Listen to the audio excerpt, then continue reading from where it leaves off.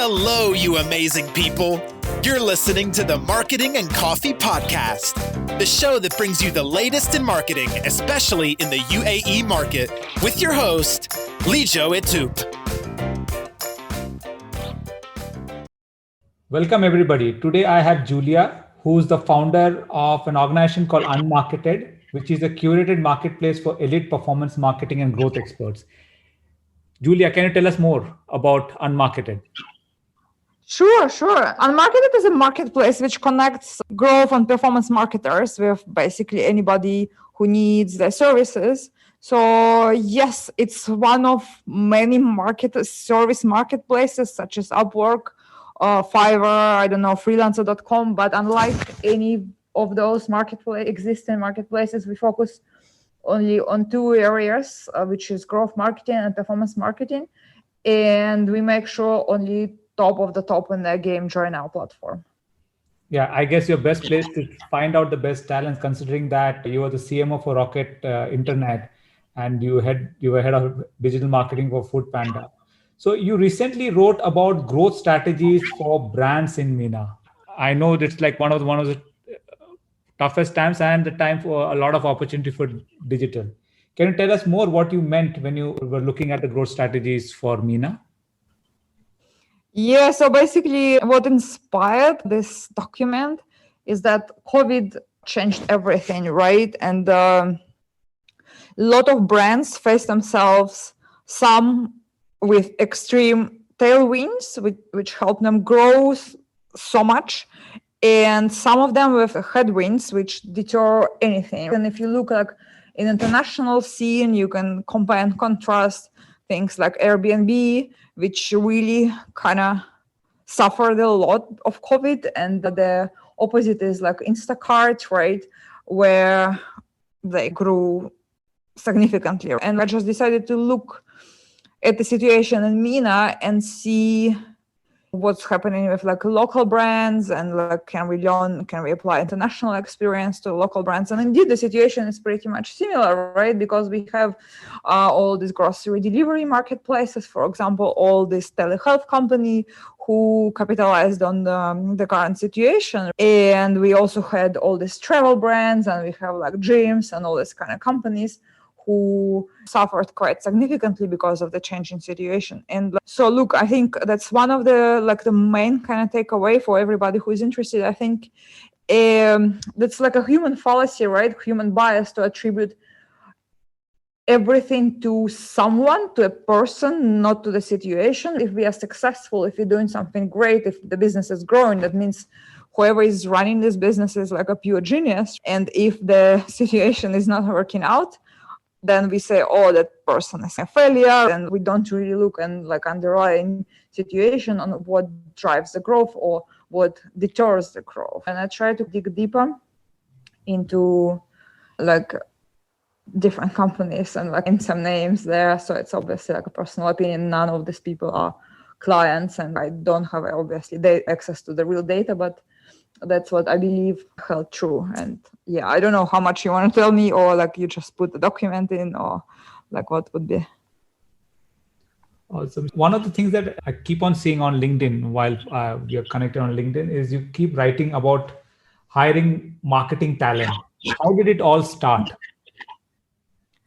No, as you mentioned right in the beginning, I was a CMO of Rocket in the Middle East, and yeah, that's how, like as a C-level executive, that's your top priority, to just hire the talent and make sure that the right people come to join the company and like this growing ventures and everything. And yeah, that's a pretty challenging overall, and it's like double challenge in the region, at least from my experience. And then when I went on to be a consultant on my own, one of the often asked question was like how to hire like a right person. Especially I used to work with like companies going through digital transformation, etc. And yeah, that's one of the challenges to bring on board a qualified person who can drive the growth from brand point of view, from technical point of view, from like a team building point of view. And that's I had a lot of data on this, and I saw how people make mistakes or how people do it right, and I made my own mistakes. So that's, I think, give me like a little bit of understanding how things work and how to do it better, at least from my point of view. Yeah, I think one of the biggest challenges in hiring talent in marketing is because growth is a mindset, right? So you have to be very aggressive and also to have the technical know-how. Do you find it easy to source people like this in the region? It's never like the higher you go in the hierarchy, the more difficult it becomes. Perhaps there is a lot of like fresh talent, like young and hungry people. But I notice more than elsewhere, people become complacent. And if they were like really, really good 5 years ago, because they saw the success, they become really like, okay, I'm where I'm supposed to be. I don't really want to do anything much. I don't want to develop myself anymore because I'm already like successful. And there is only way down, basically, in this field. If you don't learn, if you don't develop yourself, if you don't stay hungry, you're just going to be done in 2-3 years time, because how often technology changes, how often approaches changes. What used to work literally 2 years ago might not work anymore now. And I think that's like a biggest challenge in the region specifically, because especially in like here, like in Dubai, people who are good at what they do, they can ask for a really nice salary, get a really comfortable lifestyle, etc. So, and they don't have too much pressure, and that's where the problems start. Yeah. So how does one recruit a CMO? I guess that is one of the things at the highway up there in terms of recruitment, right? The difficulty gets tougher at this. And like in a lot of tech startup, it's almost an afterthought of a CMO. So how does one look at recruiting a CMO? So I think first question to ask yourself as a founder is like whether or not you need a CMO, right? Do you maybe need like head of growth? Or because, that's what I mean. Basically, the components CMO, at least in tech startup or like in a commerce company, I think CMO going to be responsible for like 3 big components. It's like growth marketing, it's brand marketing, and it's product marketing. And it's very hard to nearly impossible to get one person to be like really good at all 3 aspects. For example, for myself, I'm like really horrible with everything brand. I just don't understand like how people want to waste, according to me, the time on like doing logo and I don't know, agonize about brand colors. It's just so not me. I'm very techy and I'm very data driven, so I just don't understand this kind of soft side. But I do appreciate the need and existence of this kind of soft side. And some people that come from, I don't know, more like retail brand or whatever their background is, and they're not really into tech. If they say if you tell them pixel, they're gonna get, oh, what is that? And or like attribution, or I don't know. And maybe they don't even have capacity or knowledge or like background to understand this kind of parts, and they also suffer. So that's like before somebody proceeds recruiting, they should understand like how these components of a successful kind of C-level marketing leader would bind together in one person, and whether they should sacrifice something or they maybe split these 2 functions and to say, okay, we have head of growth and like growth/product together, or maybe we can have just growth and then we have head of product and then we have head of brand, something like this. So it's absolutely the decision to be taken by the founder or like CEO, but that's like a very important decision to take, and they should not just expect a miracle. So like, we are marketers, we are not magicians. So that's that's the other thing. Yeah. So on to your, how do you market yourself? So is it, since it's like a very B2B product, right? So you do you look at businesses?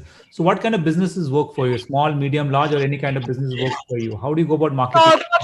The majority of our clients either like established SMEs, I would say, so not really early stage, who've been around for like several years, and they like in a growth trajectory, they just want somebody to support their growth. Or these are like startups, say seed through Series A. That's kind of sweet spot for startups, because post Series A, they tend to recruit full team in-house and stuff like this, because that's easier to manage, easier to deal with. But I don't mean that we're not suitable for any other type of business. I would say if it's like really early stage, pre-product market fit, I would not recommend anybody to invest in marketing or try to scale something, because you're nowhere near scaling. You still don't get your users. Just do things manually on your own before you get to this product market fit, right? And yeah, like corporate and like more mature startups also, if they're flexible enough, if they're not like, or everybody should just sit in one room, then like, I mean, we are more than happy to work with this kind of companies, but that's just what market asks us for. And with SMEs or startups, I think that's our main kind of customer base. Just few minutes back, you also mentioned about how the marketeers that come, they don't know attribution, they don't know pixels, and they get scared. So one of the things that people need to be prepared with, especially with iOS 14, is cookieless marketing. So how does a marketer prepare for changes like this? Because this is going to have a huge step change in where the marketing is done. How are you as an organization, and how are the digital marketers out there preparing for such a world? Honestly, I'm not like ever, I don't see the reason for freaking out, because that's like zero, honestly, because like we are already in this like people using everything in one device, right? Or like various devices and like various browsers and like multiple touch points. And if you look at like native platforms, look at the response of Facebook. For example, what they're going to do, they're going to drop audience network, but like a native platforms like Facebook, Instagram, WhatsApp, because the platform belong to them and user interact with the platform. So I don't see any reason whatsoever. And we have same with Google and their properties like Google Search or YouTube. So all these native platforms where I believe the most of the value in terms of like return on advertising spend comes from. So I'm not a fan of programmatic at all. Like I just never seen it panning out well. And you can look at Uber example where they were burning millions of money on programmatic and then they switched it off like a zero, almost zero impact on the performance. So yeah, that's a kind of my whole take. And then if you look at mobile attribution tools like, I don't know, Adjust or like Branch, you name it, they have the technology. They use this fingerprinting, they use like different tools. So if you like really after multi-touch attribution, and like that's also the way. But I don't see it's like, oh my God, the end of the world, we're gonna die. I really don't see it. There's a much more severe problems to be worried about.